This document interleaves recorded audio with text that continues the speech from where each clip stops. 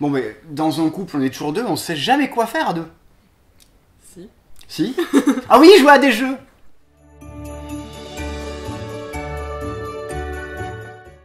Voici 3 jeux qui sont vachement bien à jouer à deux, qui sont même particulièrement bien à deux. Du coup, vous pouvez les offrir à votre compagne, à votre compagnon, tout ça. Et ça, c'est possible. Moi, je commence par un truc qui vient de sortir, qui s'appelle Majesty. Pour ceux qui ont déjà joué à Splendor, bah, c'est le même auteur. C'est un jeu dans lequel on va développer son royaume. On a chacun un petit village devant nous, et à chaque tour, on va accueillir un nouvel habitant dans notre village. Un meunier, une boulangère, une reine, un garde, un chevalier. À chaque tour, on va comme ça sélectionner un chevalier, il va venir dans le bâtiment et il va travailler. Il va nous rapporter des points, il va attaquer le village des autres, il va ressusciter des gens qui étaient morts. Il y a plein de petites combos à faire. À deux, c'est super bien. Autant en 3 ou 4, c'est chaotique, on se fait attaquer par plein de joueurs à la fois.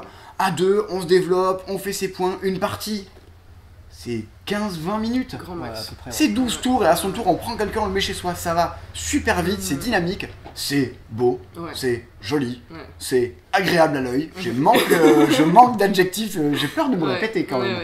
Ça, voilà, dans les trucs sortis cette année, enfin sortis là, il y a très peu de chances que la personne à qui vous allez l'offrir connaisse ou y ait déjà joué. Donc ça, voilà, très très bon jeu sorti cette année, Majesty. Baptiste, un incontournable. Bah, je vous parle d'un incontournable, Seven Wonders, le duel. C'est le jeu qui se joue exclusivement à 2 joueurs. Et pour moi, c'est un des meilleurs jeux à 2 qui soit. Voire le meilleur. C'était pour pas faire trop de favoritisme, mais je suis assez d'accord, c'est le meilleur. Je suis pas fan de Seven Wonders, le jeu classique. Par contre, j'ai le droit. Par contre, je suis ultra fan du duel. Je le trouve beaucoup plus dynamique, beaucoup plus intéressant, il y a plus d'interactions.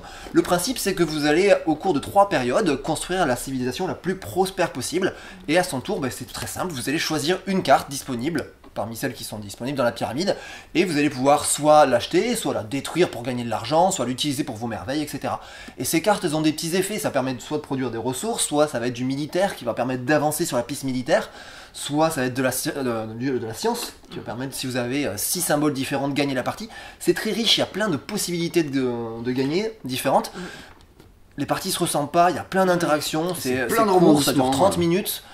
C'est top, c'est vraiment top. C'est le genre de jeu, on y joue le lundi, puis le mardi on prend une revanche, puis on se venge aussi le mercredi, c'est assez addictif. Sans hésiter, si vous connaissez pas, sans hésiter. Et Lola, un truc que tu kiffes? Oui, à 2, le Five Tribes, ça c'est super bien. Donc je conseille quand même pour les gens qui aiment bien les gros jeux quand même, on va jouer 1h30, quelque chose comme ça. C'est pas si gros que ça, mais ouais. C'est pas si lourd, mais quand même il y a tout plein de matos déjà. Donc qu'est-ce que c'est? C'est un jeu où il y a tout un tas de tuiles avec tout un tas de meeples dessus et ça va reprendre là où elle est. Donc le principe c'est que je vide une tuile, je prends tous les meeples qu'il y a dessus, j'égrène, quand j'arrive sur la dernière tuile, j'active le pouvoir de la tuile et j'active le pouvoir du personnage que je viens de poser dessus. Jeu de combo et d'optimisation. Ce qui est super bien à 2 en fait, c'est qu'on a vraiment le contrôle sur ce qu'on fait tout simplement en fait, parce que quand je laisse certains meeples à certains endroits, je sais ce que je laisse comme opportunité pour l'autre et c'est pour ça que c'est très équilibré. C'est super beau, il y a tout un tas de paniers, de portes orientales. Ah ouais, grave, ça on fait plaisir à quelqu'un quand on a Five Tribes. C'est ça.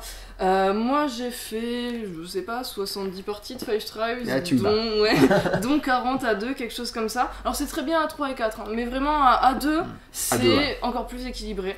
C'est beau, c'est bien, quand on connaît, c'est super simple, super limpide, les tours sont très rapides. Five Tribes c'est super.